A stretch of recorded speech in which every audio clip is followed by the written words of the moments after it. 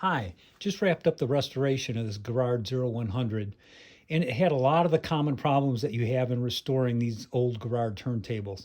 The selector switch was locked up, the lever switches were all locked up, the main cam was locked up, and the idler wheel was as hard as a rock. So I addressed all of those.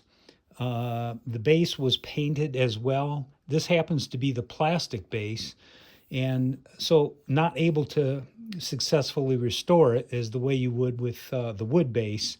So this one was painted a dark brown, although it looks kind of black in the video, but it's dark brown, and that came out pretty good. But I wanted to share a couple other things with you that were unique problems to this restoration. So I encountered an unusual problem with this turntable, which was that the top part of the platter was rocking back and forth. It was scraping on the base in a couple of spots here. So maybe you know what the problem is here, but let me get the platter off and I'll show you. What I encountered was that one of these screws here was missing. The other two were loose, which allowed this to be rocking back and forth. And when it did that, of course, it was scratching and scraping up the base. So let me show you what I had to do to get around that. So in order to tighten those screws and replace those screws, I needed to get the mat off, and I went in with a very thin putty knife and gently worked this off. Sometimes these mats are applied with contact cement. Sometimes I've found them with double sticky tape, and it takes a long time, but if you're gentle with it, you can get that off. The other problem you have is when you go to put that mat back on to try and get it centered properly. So what I did was I went on my 3D printer or in my CAD system, drew up this part. And what this part allows me to do is to use it as a jig and a fixture. So I put that down there, and then I could slide the mat around this and then position it properly with double-sided sticky tape. When I got it into position, gently tacked it in, and then went around once it was positioned in place and it was accurately turning, that I pressed it into place permanently. Another problem that I came across, I've encountered before, so I wanted to cover it with you because I thought it was unique initially, but maybe other folks have dealt with this as well.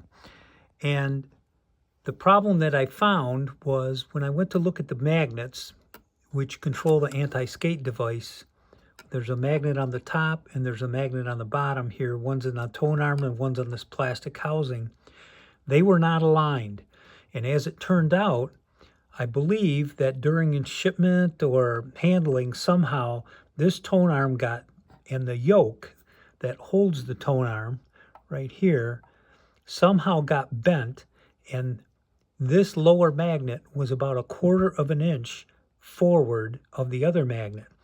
So what I had to do was to go in there and bend that yoke back about 1/4 of an inch so that the two magnets aligned.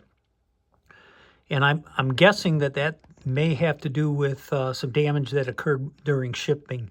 So once those things are aligned properly, then you can gap those magnets, and you can use that to control the anti-skate device. So I just thought I'd share that with you in case you've come across that. So lastly, here it is in operation.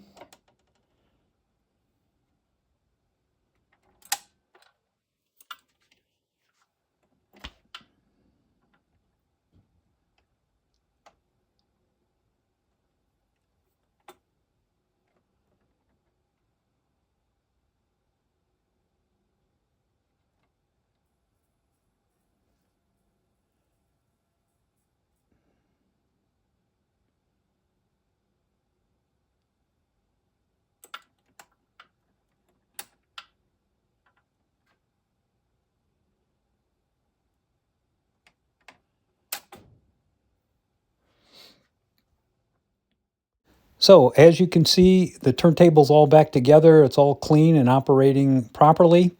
So here's a couple of closing shots. Thanks for watching. I hope this helps. Have a good day.